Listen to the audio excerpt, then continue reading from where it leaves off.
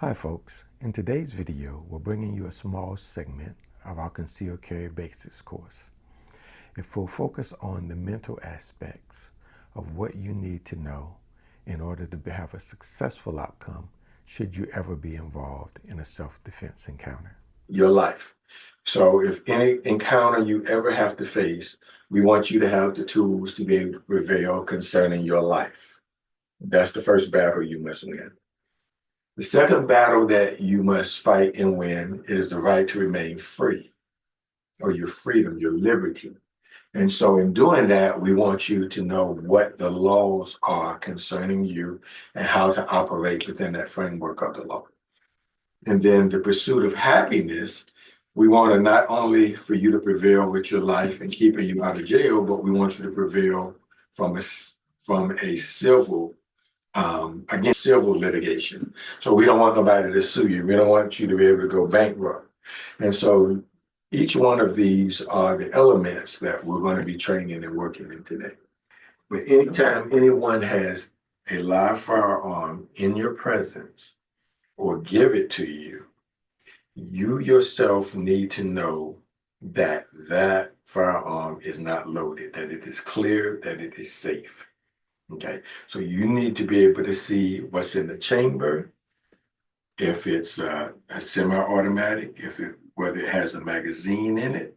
So they would show you that no, this weapon does not have a magazine in it. There is nothing in the chamber. If it's a revolver, you flip the cylinder out, and you could observe that there's no rounds within the individual chambers within. What you need to know is the state law concerning Georgia as a carry holder, as a concealed carry holder in Georgia. Any other state that you travel to where you're going to be carrying, you also need to know what their state laws are as well. They may respect and honor Georgia's carry permit, but their laws apply to you when you're in their state. For example, I said earlier that in Georgia, you have no duty to disclose that you're carrying a firearm if you are approached by a police officer. In the state of North Carolina, you do.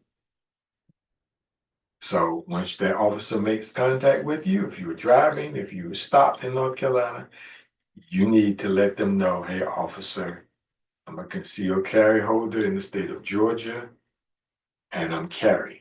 My firearm is wherever it is, the glove compartment is, I'm carrying appendix, wherever it might be.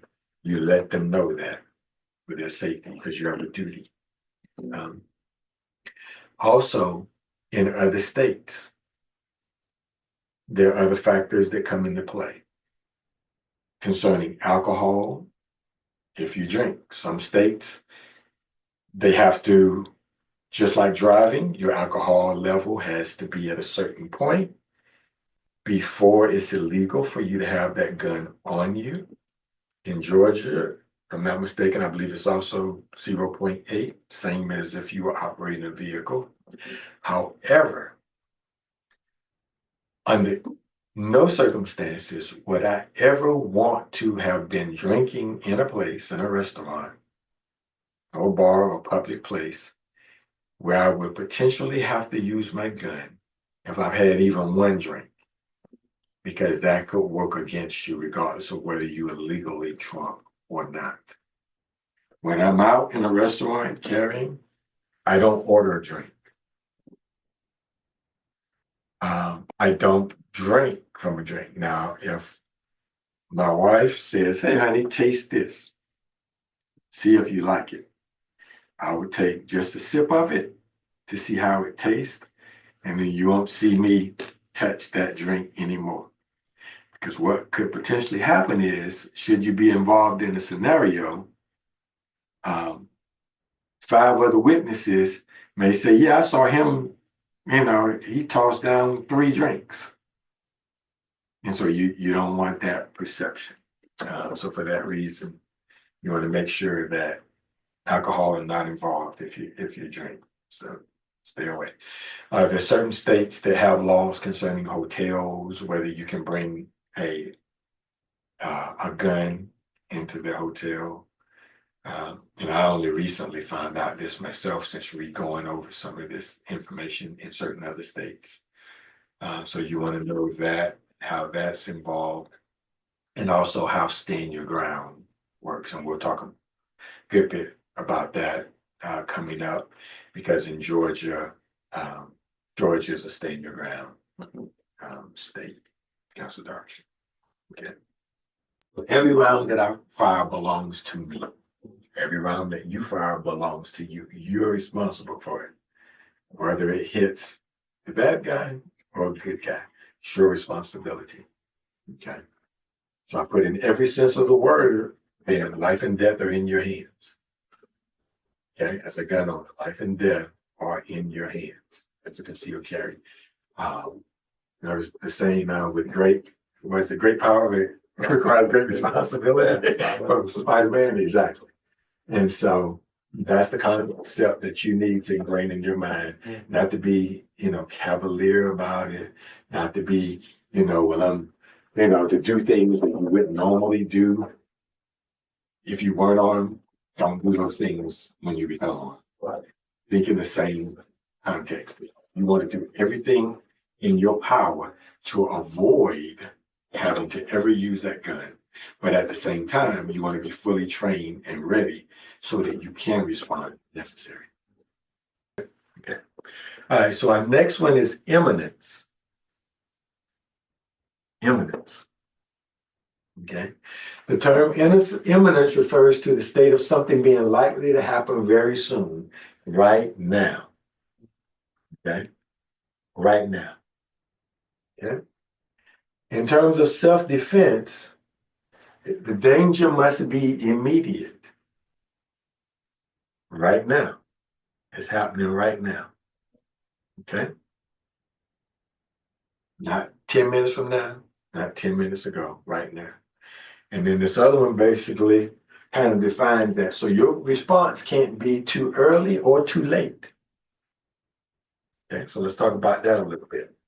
Okay, so in the scenario you did earlier, you said that they threw the brick at you. Could you shoot them?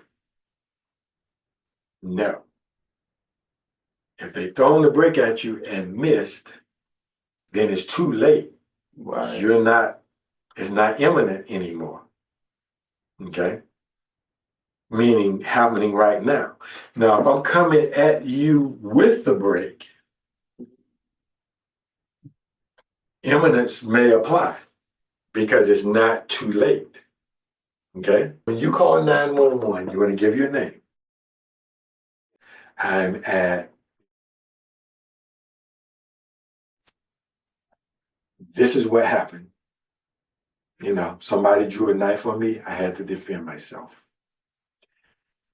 If it's not safe to remain at the location of incident, you want to flee that location so you don't have to stay there and with the risk of being hurt. So go away, but then tell them where you currently are, and then tell them also where the situation is if it's not one in the same location. Okay. If you had to leave the location. Okay? Sense? This is some of the terminology you want to use. I was attacked. Fear for my life. Had to defend myself. Never use terminology like I wanted to kill someone. Stop the threat. I shot I didn't shoot to kill. I shot to stop the threat. Okay. If they die, that's a byproduct. But you shoot, you defend yourself to stop the threat. And then on 911, you want to request the police and an ambulance. Right? Not just the ambulance for the person who may have been shot, but you do want to do that. You want to request it for them. Unless you can plainly tell they already did, but that's still not your job because you're not a doctor. Right. So you still want to request an ambulance. But also yourself. The adrenaline is going to be there. and all of that. So I'm not going to have clarity. Even police officers get 48 hours before they have to actually give a formal testimony as to what actually happens. Because you're going to lose some of your memory. It's just going to happen with the adrenaline rush and all that. And it's going to spike and different things are just going to happen to you. So if you get a chance, let them check you out. That'll buy you some time. So we're instituting things that's going to buy you some time. Gotcha. You know, I feel faint. I'm nervous. You know, my heart's, you know, whatever language you want to use, and it will probably. I'm not saying strictly lie because there's no way you're going to be calm unless you've experienced this before. So there's going to be a truth element in it, but use that truth element to your advantage in buying yourself time before you have to actually give a formal testimony. If you've never taken any type of formal training, you owe it to yourself to strongly consider doing so. Could save your life and those around you. God bless.